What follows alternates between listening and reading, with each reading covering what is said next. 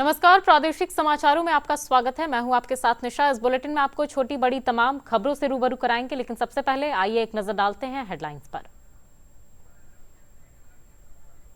प्रधानमंत्री नरेंद्र मोदी आज देहरादून में औपचारिक रूप से 38वें राष्ट्रीय खेलों का करेंगे उद्घाटन।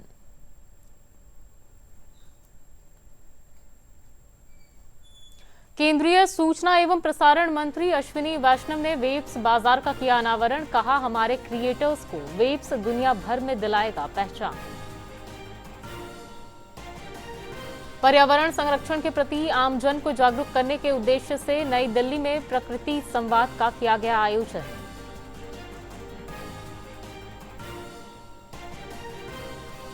उप मुख्यमंत्री सम्राट चौधरी ने कहा, केंद्र सरकार की ओर से राज्यों को मिलने वाली सहायता राशि से प्रदेश विकास की नई ऊंचाइयों को छू रहा है। प्रदेश में लघु, मध्यम और सूक्ष्म उद्योगों को बढ़ावा देने के लिए सिडबी और बीआईए के बीच हुआ समझौता, ज्ञापन पर हस्ताक्षर। और भारतीय स्वतंत्रता संग्राम में अहम भूमिका निभाने वाले स्वतंत्रता सेनानी लाला लाजपत राय की जयंती के अवसर पर राष्ट्र आज उन्हें कर रहा है नमन।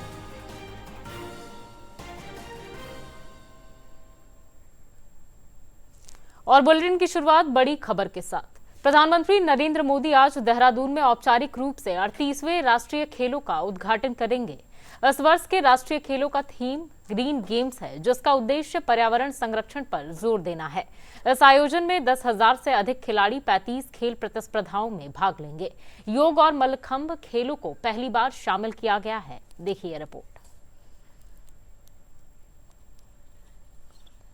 के तौर पर अवतरित है और इसके इस रूप को विस्तार दिया है 38वें राष्ट्रीय खेलों ने, जहां 35 खेल स्पर्धा में देश भर के करीब 10,000 खिलाड़ी अपने हुनर का प्रदर्शन करेंगे। इन खेलों का आधिकारिक तौर पर उद्घाटन प्रधानमंत्री नरेंद्र मोदी द्वारा मंगलवार को किया जाएगा। उद्घाटन समारोह का आगाज शंखनाद के जरिए होगा, जहां राज्य के विभिन्न शहरों के स्कूल और कॉलेज के बच्चे शंख बजाकर लाइव प्रस्तुति देंगे। इस 38वें खेल महोत्सव का एक भव्य शुभारंभ करने वाला है, जिसमें 2400 लोग एक साथ शंख की ध्वनियों से इसका शुभारंभ करेंगे, जिसमें एक वाइब्रेशंस निकलेंगी जो एक इस वातावरण को पवित्र माहौल बनाएंगे। पहली बार राष्ट्रीय खेलों की मेजबानी कर रहे उत्तराखंड में इन खेलों को लेकर जबरदस्त उत्साह है।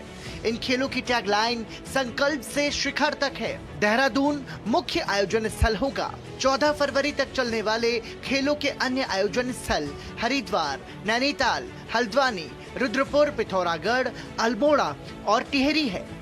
कलारीपयट्टू, योगासन, मल्लखंब और राफ्टिंग प्रदर्शनी खेल होंगे। We are really excited, and I'm so honored to carry the flag of Kerala, and I'm definitely so proud to be the flag bearer of Kerala.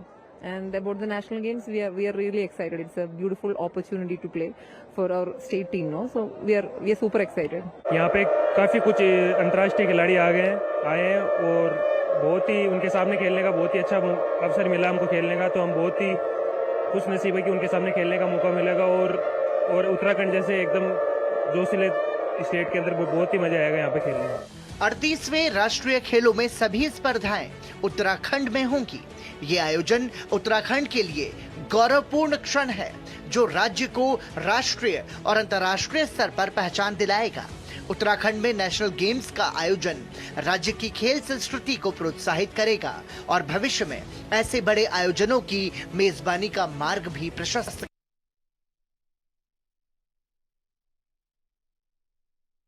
मंत्री अश्विनी वैष्णव ने नई दिल्ली में world audio visual and entertainment summit यानी webs बाजार का अनावरण किया। इस अवसर पर आयोजित कार्यक्रम को संबोधित करते हुए केंद्रीय मंत्री अश्विनी वैष्णव ने कहा कि हमारे क्रिएटर्स को वेब्स दुनिया भर में पहचान दिलाएगा। कार्यक्रम में केंद्रीय पर्यटन मंत्री गजेंद्र सिंह शेखावत के साथ ही सूचना एवं प्रसारण मंत्रालय के कई वरीय अधिकारी मौजूद रहे।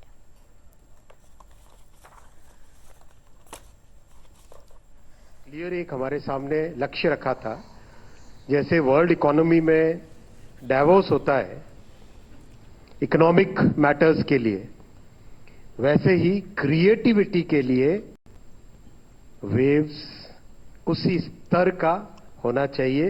वेव्स का उद्देश्य रहेगा हमारी इस क्रिएटिविटी को, इस स्टोरी टेलिंग ट्रेडिशन को और नौजवानों की और क्रिएटर्स की इस ताकत को एक नया स्थान मिले, ग्लोबल रिकॉग्निशन मिले और भारत क्रिएटिव इकोनॉमी का कैपिटल बने।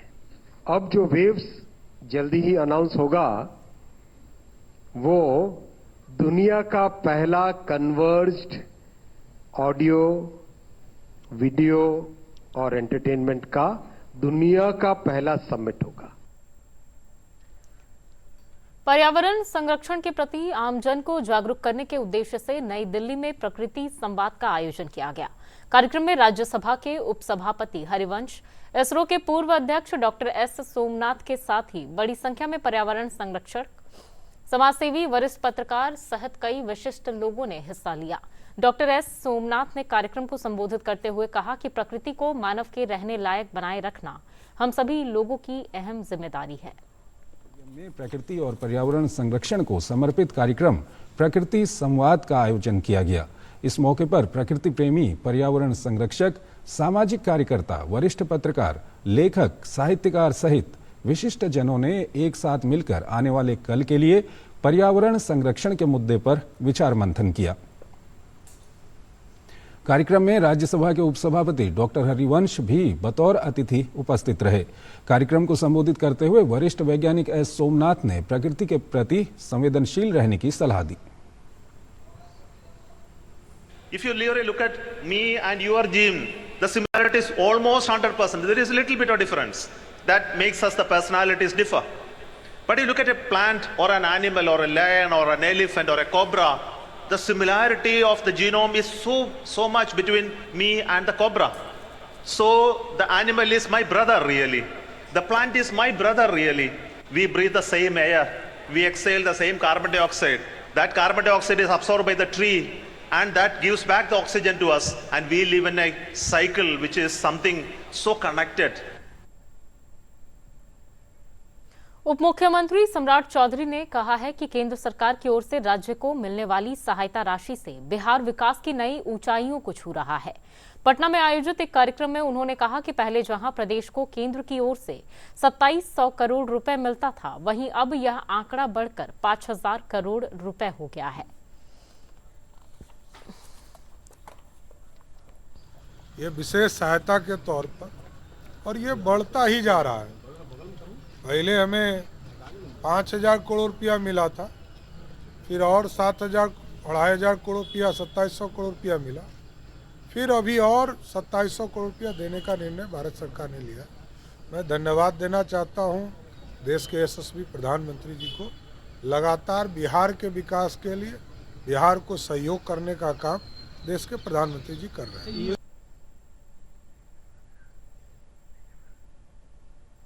स्वास्थ्य मंत्री मंगल पांडे ने कहा है कि बेहतर स्वास्थ्य व्यवस्था सुनिश्चित करने के लिए पर्यावरण के साथ साथ पशु पक्षियों के भी स्वास्थ्य को ठीक रखना जरूरी है।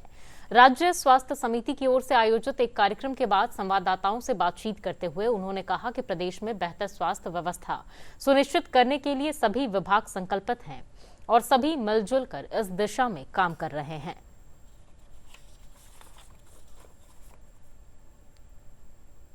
सभी विभाग यदि मिल के एक साथ काम करेंगे तो मानव जीवन को हम स्वस्थ रख पाएंगे।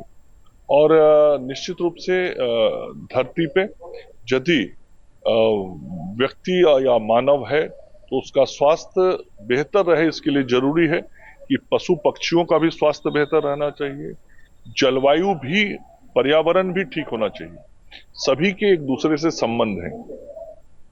मनुष्य का स्वास्थ्य, पशु पक्षियों का स्वास्थ्य और जलवायु पर्यावरण का स्वास्थ्य, ये सब जब ठीक रहेगा तब संपूर्ण रूप से ये धरती ठीक रहेगी। किसानों की आर्थिक उन्नति के लिए सरकार कई तरह की योजनाएं चला रही है। किसानों को खेती किसानी से जुड़ी चीजों से जोड़ा जा रहा है ताकि आय का अतिरिक्त स्रोत भी बने। अंडा उत्पादन के लिए सरकार अनुदान दे रही है, जिससे किसान और दूसरे युवा इस ओर आकर्षित हो रहे हैं। देखिए रिपोर्ट। 2047 तक विकसित भारत के सपने को साकार करने के लिए इसके लिए किसानों को पशुपालन से जोड़ा जा रहा है। नवादा के कलुंदा निवासी मंटू सिंह ने अपनी 15 कट्ठा जमीन पर अंडा उत्पादन के लिए लेयर फार्म बनवाया है। मंटू सिंह बताते हैं कि अंडा उत्पादन के बारे में जानकारी मिली, जिसके बाद उन्होंने यह फार्म खोला। फिलहाल रोजाना 5000 अंडों का उत्पादन करते हैं। उन्होंने 4 अन्य लोगों को रोजगार भी दे रखा है। मुर्गे के बारे में बहुत पहले से मैं सोच रहा था, कितना जगह फार्म देखने गया, सब जगह समझ गए, सब कर पूछ बाछ के तब फिर आए, तो हमने भी स्टार्ट करने के लिए सोचा। अच्छा, कितना मुर्गी अभी इसमें है आपका? अभी तो इस मुर्गे का फार्म में 11,500 का बनाए थे, 10,500 अंडा दे रही थी, लेकिन मेरा ये लास्ट हो गया है।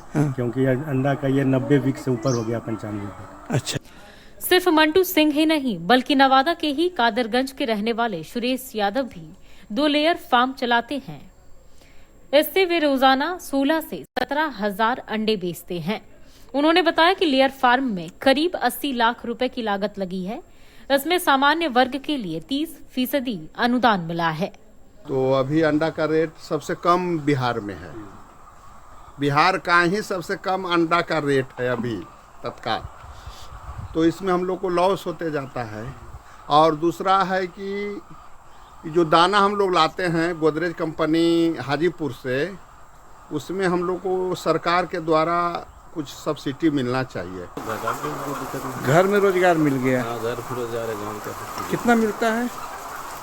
पगार मिलता है 17,000। 17,000। कितने स्टाफ आप हैं? मतलब यहाँ स्टाफ 4 स्टाफ रहते हैं, 34,000 देता है। वहाँ भी 4 स्टाफ है, 34,000। जिला पशुपालन पदाधिकारी डॉक्टर दीपक कुमार कुशवाहा बताते हैं कि पशुपालन विभाग पोल्ट्री फार्म के तहत 2 भाग लेयर और बॉयलर के तहत अनुदानित दर पर सहयोग करता है। फिलहाल नवादा में 7 फार्म कार्यरत हैं, जिन्हें सरकार से सहायता प्राप्त है। इसके अलावा भी कुछ उद्यमी हैं जो अंडा उत्पादन कर रहे हैं। में 2 तरह का योजना चला रही है, एक है लेयर का और दूसरा है ब्रॉयलर का। तो ब्रॉयलर में 3,000 क्षमता के फार्म का जो है सरकार अनुदानित दर पर जो है फार्म खुलवाती है, जिसके द्वारा जो है स्वरोजगार पैदा करने का प्रयास किया जाता है। इसके अलावा लेयर में 5,000 क्षमता और 10,000 क्षमता के लेयर फार्म के लिए सरकार अनुदान देती है, और जिसके द्वारा जो है अंडा का उत्पादन राज्य में और जिले में अधिक हो और राज्य जो है स्वावलंबी बन पाए अंडा के उत्पादन में, और इससे रोजगार का भी सृजन होता है। सरकार की मंशा है कि किसानों के लिए दूसरे आय के स्रोत भी तैयार किए जाएं, ताकि वो सिर्फ एक आय पर निर्भर नहीं रहे। इसलिए सरकार किसानों को पशुपालन से जोड़ रही है।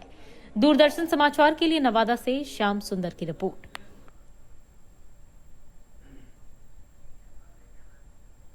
प्रदेश में लघु, मध्यम और सूक्ष्म उद्योगों को बढ़ावा देने के उद्देश्य से प्रोमो योजना के तहत भारतीय लघु उद्योग विकास बैंक, सिडबी और बिहार इंडस्ट्रीज एसोसिएशन के बीच पटना में एक समझौता ज्ञापन पर हस्ताक्षर हुआ है। सिडबी की महाप्रबंधक अनुभा प्रसाद ने बताया कि प्रदेश के उद्यमियों को इस योजना के अंतर्गत कम ब्याज दरों पर राशि उपलब्ध कराई जाएगी, जिससे प्रदेश में उद्योग का माहौल बढ़ेगा और रोजगार के नए अवसर भी सृजित होंगे। एमएसएमई के जो उद्यमी हैं, मीडियम स्केल तक के जो उद्यमी हैं, जो बीआईए के मेंबर भी हैं और जो नॉन मेंबर भी हैं, उनके लिए हम यहाँ पे बीआईए का कैपेसिटी बिल्डिंग कर रहे हैं कि इसमें हम उनको कुछ एसेट्स भी दे रहे हैं जो एक छोटा मोटा ऑफिस चलाने के लिए पर्याप्त हो, और एक मैन पावर हम स्टेशन करेंगे जो इस तरह के उद्यमियों को मदद करके और उनका सिडबी में या बाकी बैंक्स में जो उनके प्रपोजल्स अटकते हैं या इंफॉर्मेशन कंप्लीट नहीं होता है, तो उनको थोड़ा हैंड होल्डिंग करके उनका प्रपोजल जो है बैंक से सैंक्शन करवा सके। तो इससे राज्य में ओवरऑल जो एक बोलते हैं ना कि क्रेडिट कल्चर, एक ऋण की संस्कृति जो है वो बने, एक इकोसिस्टम बने। अभियान बसेरा 2 योजना के तहत पश्चिम चंपारण में 585 भूमिहीन लाभुकों के बीच बास गीत का पर्चा वितरित किया गया। पर्चा पाने के बाद लाभुक बेहद खुश दिखे और इसके लिए सरकार को धन्यवाद दिया। देखिए रिपोर्ट।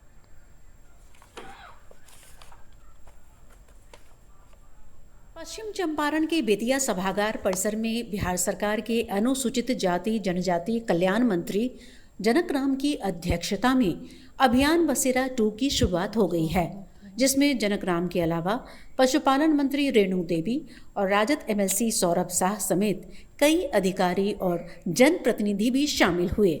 इस खास मौके पर जिले के 18 प्रखंडों के कुल 585 लाभुकों को बास्केट का पर्चा दिया गया।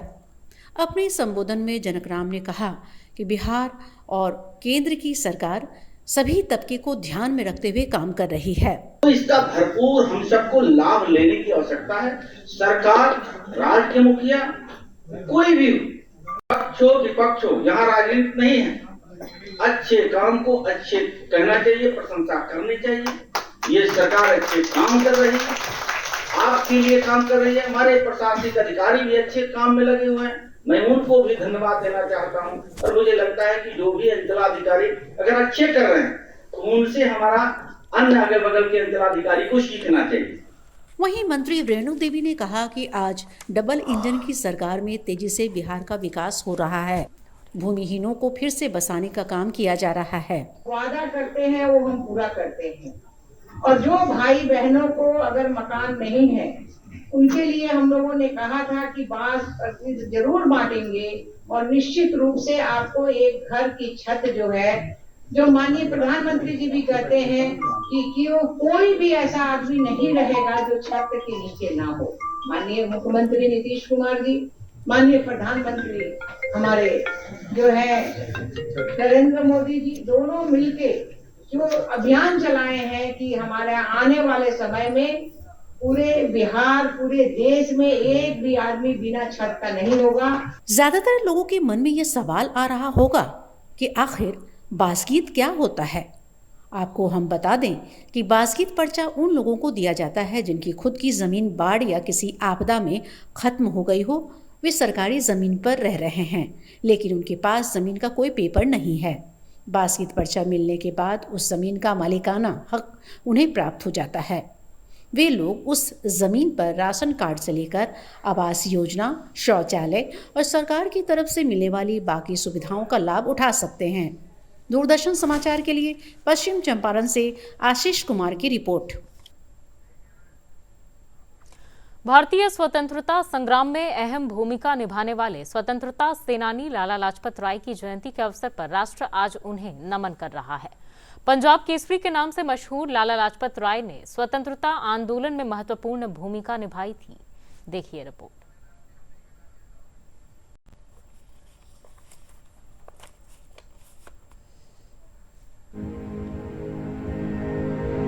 पंजाब केसरी के नाम से मशहूर बहुमुखी व्यक्तित्व लाला लाजपत राय का जन्म 28 जनवरी 1865 को पंजाब के लुधियाना जिले के ढुडी के गांव में हुआ था। लाला जी एक राजनेता, सामाजिक कार्यकर्ता, लेखक, पत्रकार, वक्ता और एक सफल सांसद रहे।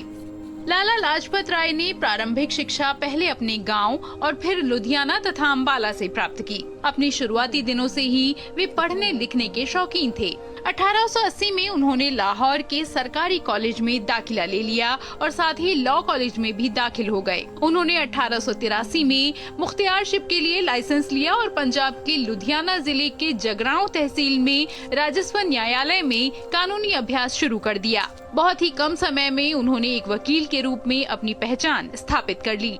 लाला लाजपत राय एक ऊर्जावान सामाजिक कार्यकर्ता, बहुत उदार, परोपकारी और लोगों के हितों के समर्थक थे। 1896, 1899, 1900, 1907 और 1908 के अकाल तथा 1905 में कांगड़ा में आए भूकंप के दौरान देशवासियों के इस अथक सेवक ने लोगों को प्रकृति के उतार चढ़ाव से राहत दिलाने में कोई कोर कसर नहीं छोड़ी। उन्होंने अस्पृश्यता के उन्मूलन के लिए भी काम किया। जब महात्मा गांधी ने हरिजन सेवक संघ के बैनर तले इस क्षेत्र में अपना काम शुरू किया तो उन्होंने इस संगठन के लिए काम करना शुरू कर दिया। इस महान शिक्षाविद ने अपने जीवन का एक बड़ा हिस्सा शिक्षा के लिए समर्पित कर दिया। गोपाल कृष्ण गोखले के साथ इन्होंने इंग्लैंड के विभिन्न हिस्सों में राजनीतिक अभियान चलाया और बड़ी वाक्पटुता, तथ्यों और आंकड़ों के साथ भारतीय नागरिकों के मूल अधिकारों का समर्थन किया। उनके कथनों ने अंग्रेजों पर जबरदस्त प्रभाव डाला। बाद में वे अमेरिका चले गए, जहां इन्होंने कई शैक्षणिक संस्थानों का कामकाज देखा। भारत के स्वतंत्रता संग्राम में इनका योगदान अविस्मरणीय है। जैसे ही स्वदेशी के लिए आंदोलन ने जोर पकड़ा, लाला लाजपत राय ने इसमें अपनी आत्मा को झोंक दिया। इन्होंने स्वदेशी का संदेश दिया और इसे पंजाब के लोगों के बीच लोकप्रिय बनाया। जब लाला लाजपत राय भारत से दूर थे तो ब्रिटिश सरकार ने उनके भारत लौटने पर रोक लगा दी। लाला लाजपत राय ने साइमन कमीशन के विरुद्ध प्रदर्शन में जुलूस का नेतृत्व किया। 30 अक्टूबर 1928 को लाहौर में जुलूस का नेतृत्व करते समय उनकी छाती पर लाठियों से प्रहार हुए, जिसके चलते अंततः 17 नवंबर 1928 को उनकी मृत्यु हो गई। लाला जी ने इस घटना के बारे में जो कहा था वो भविष्य सूचक बन गया। उन्होंने कहा, मुझ पर किया गया हर प्रहार ब्रिटिश साम्राज्यवाद के ताबूत में एक कील है। मुझे नहीं पता कि मैं रहूंगा या नहीं, लेकिन आपको कभी चिंता नहीं करनी चाहिए। मेरे बाद मेरी आत्मा आपको आजादी के लिए और अधिक बलिदान देने के लिए प्रेरित करती रहेगी। दरभंगा जिले के बहादुरपुर प्रखंड में खराजपुर और बरहिता ग्राम पंचायत के बीच बागमती नदी पर नए पुल के निर्माण कार्य का सोमवार को शिलान्यास हुआ। शिलान्यास कार्यक्रम को संबोधित करते हुए ग्रामीण कार्य मंत्री अशोक चौधरी ने कहा कि प्रदेश सरकार राज्य में बेहतर यातायात संसाधन व्यवस्था मुहैया कराने के लिए संकल्पित है। नाबार्ड संपोषित इस पुल के निर्माण में लगभग 8 करोड़ रुपए खर्च किए जाएंगे। इस दौरान समाज कल्याण मंत्री मदन सहनी समेत कई गणमान्य लोग भी उपस्थित रहे।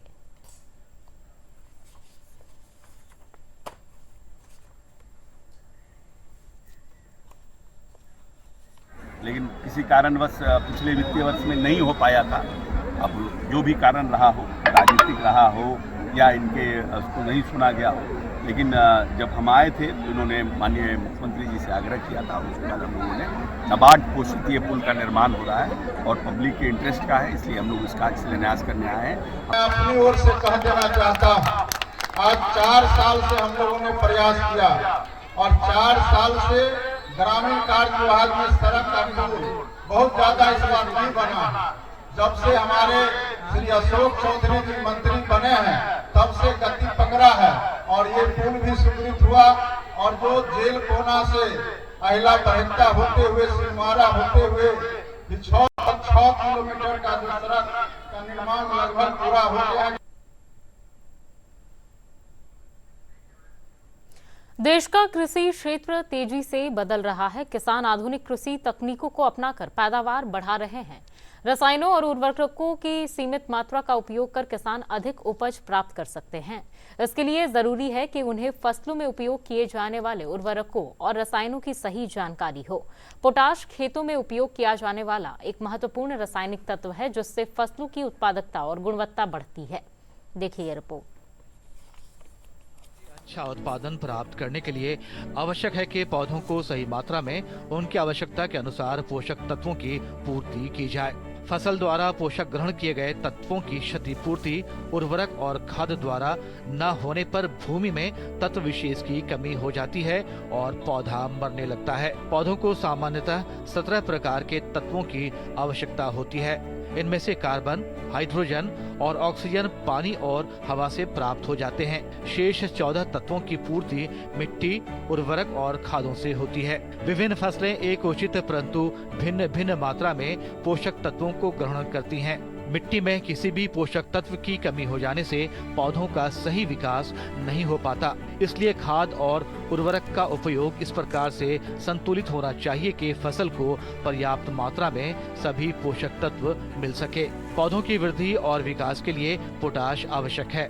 ये फसलों की गुणवत्ता बढ़ाने वाला सर्वाधिक महत्वपूर्ण तत्व है, क्योंकि पोटाश फसलों को मौसम की प्रतिकूलता जैसे सूखा, ओला, पाला, बीमारी और कीड़े मकोड़े से बचाने में मदद करता है। पोटाश जड़ों की समुचित वृद्धि करके फसलों को उखड़ने से बचाता है। पोटाश के प्रयोग से पौधे की कोशिका दीवारें मोटी होती हैं और तने की कोष्ठ की परतों में वृद्धि होती रहती है। इसके फलस्वरूप फसल की गिरने से रक्षा होती है। जिन फसलों को पोटेशियम की पूरी मात्रा मिलती है उन्हें अपेक्षाकृत कम पानी की आवश्यकता होती है। इस प्रकार पोटेशियम के प्रयोग से फसल की जल धारण क्षमता बेहतर होती है। पोटाश की कमी से पौधों की वृद्धि और विकास में कमी आ जाती है। पत्तियों का रंग गहरा हो जाता है। पुरानी पत्तियों का नोकों या किनारे से पीला पड़ना, बाद में उत्तकों का मरना और पत्तियों का सूखना भी इसके लक्षण में शामिल हैं। यदि फसल में एक बार भी पोटाश की कमी के लक्षण दिखाई दे जाएं, तो आप समझ लीजिए कि फसल की क्षति हो चुकी है। किसानों को अपने खेत की मिट्टी में पोटाश की मात्रा जानने के लिए अवश्य ही मिट्टी की जांच करवानी चाहिए। पोटाश का प्रयोग नाइट्रोजन और फास्फोरस उर्वरकों के साथ उचित मात्रा में किया जाना चाहिए। पौधों के पोषण में पोटाश नाइट्रोजन और फास्फोरस के प्रभाव को बढ़ा देता है। इस प्रकार पोटाश के प्रयोग से अधिकतम पैदावार, अधिक उत्पाद, गुणवत्ता और अधिकतम लाभ मिलता है। आमतौर पर पोटाश पोटेशियम क्लोराइड के रूप में मिलता है। इसके अलावा पोटेशियम सल्फेट और सल्फोमैग से भी पोटाश की पूर्ति होती है।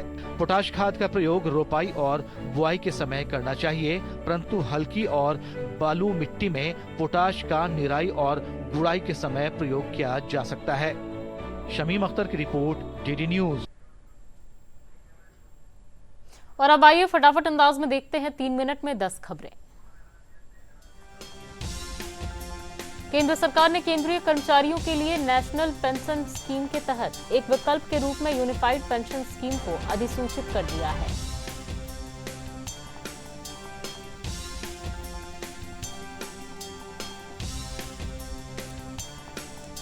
प्रयागराज में चल रहे महाकुंभ में देश विदेश से श्रद्धालुओं के आने का सिलसिला लगातार जारी है।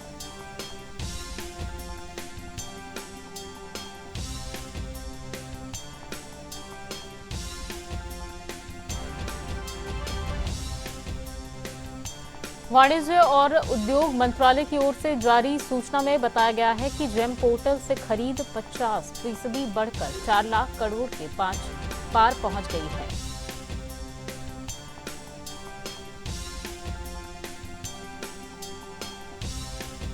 मुख्यमंत्री नीतीश कुमार प्रगति यात्रा के चौथे चरण की शुरुआत 1 फरवरी को भागलपुर से करेंगे।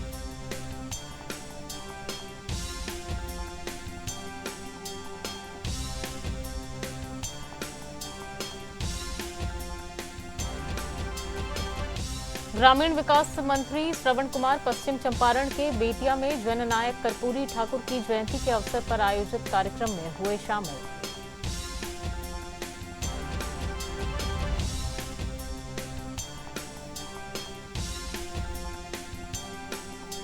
दरभंगा के कमतौल थाना क्षेत्र के कजरापट्टी गांव में पुलिस और अपराधियों के बीच हुई मुठभेड़, 2 अपराधी मौके से गिरफ्तार।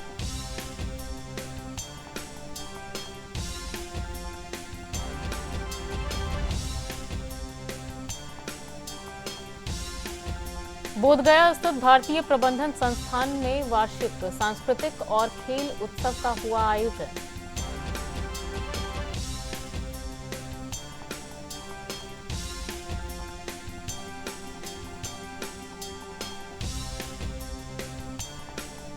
एमएसएमई मंत्रालय की ओर से गया जिला मुख्यालय में किया जा रहा है खादी और ग्रामोद्योग का आयोजन।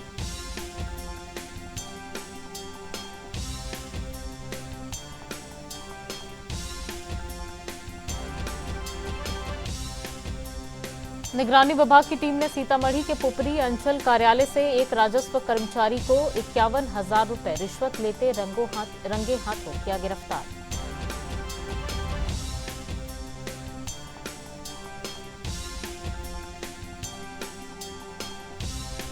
मुंगेर पुलिस ने सड़क लूटकांड में शामिल 2 लोगों को किया गिरफ्तार। अपराधियों के पास से एक मोटरसाइकिल, मोबाइल और नकदी बरामद।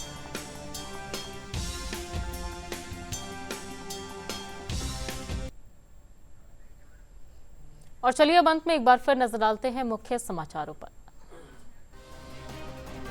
प्रधानमंत्री नरेंद्र मोदी आज देहरादून में औपचारिक रूप से 38वें राष्ट्रीय खेलों का करेंगे उद्घाटन।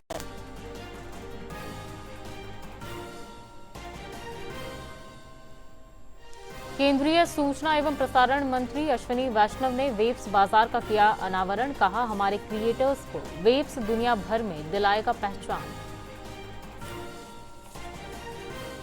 पर्यावरण संरक्षण के प्रति आमजन को जागरूक करने के उद्देश्य से नई दिल्ली में प्रकृति संवाद का किया गया आयोजन।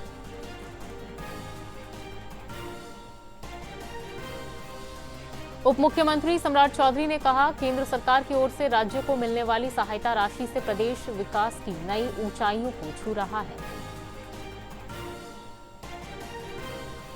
प्रदेश में लघु, मध्यम और सूक्ष्म उद्योगों को बढ़ावा देने के लिए सिडबी और बीआईए के बीच हुआ समझौता ज्ञापन पर हस्ताक्षर।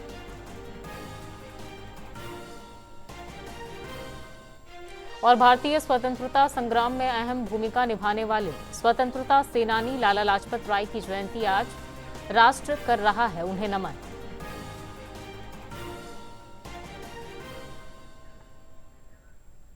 प्रादेशिक समाचारों का यह बुलेटिन यहीं पर समाप्त हुआ। अब अगली बुलेटिन में होगी मुलाकात, तब तक के लिए मुझे दीजिए इजाजत। नमस्कार।